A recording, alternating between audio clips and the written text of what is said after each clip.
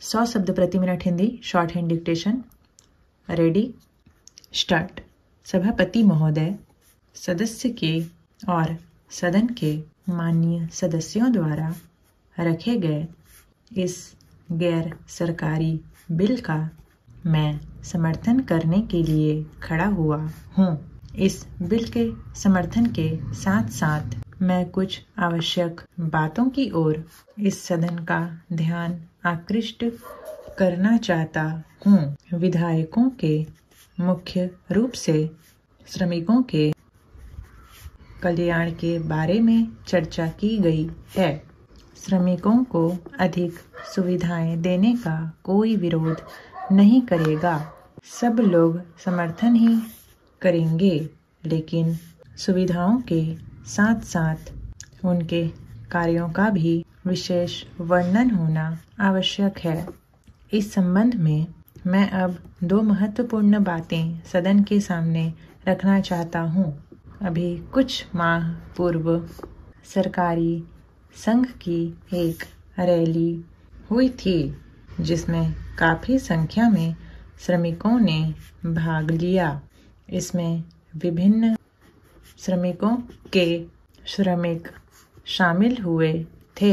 इनमें से अधिक श्रमिक हिंदी भाषी क्षेत्रों के थे।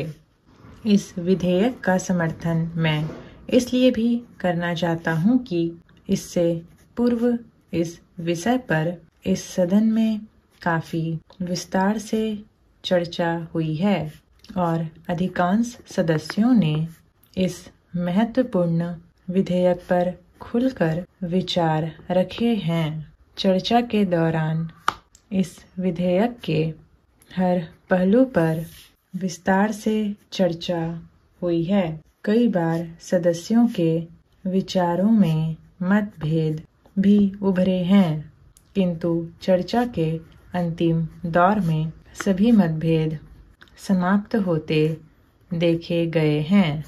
यह प्रसन्नता की बात है कि सभी सदस्यों ने महत्वपूर्ण विचार प्रकट किए हैं। पैरा।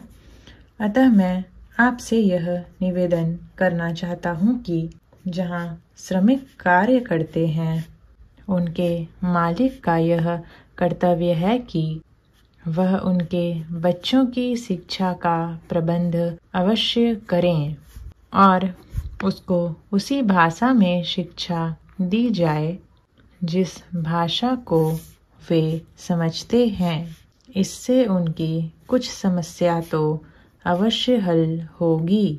दूसरी बात खदानों में होने वाली दुर्घटनाएं से संबंधित है। हमारे देश में लाखों श्रमिक कोयले की खदानों में काम करते हैं। वहाँ पर समय समय पर दुर्घटनाएं होती रहती हैं, जिससे श्रमिकों को बहुत नुकसान होता है। ऐसे संकट के समय जो सहायता उनको मिलनी चाहिए, वह आसानी से नहीं मिल पाती है। मैं समझता हूँ कि हम सभी को इन गरीब श्रमिकों और उनके परिवारों को उनके सुख सुविधाओं और उनका विशेष ध्यान रखना चाहिए और उनकी आवश्यकता के समय हर प्रकार से पूरी सहायता उनको हमें ज़रूर देनी चाहिए। स्टॉप। तो ये था छोटा सा डिक्टेशन। उम्मीद है आपने लिख लिया होगा। अगर नहीं लिख पाए हैं तो बार बार इसका अभ्यास कर सकते हैं। तो आज के लिए इतना ही। Thanks for watching.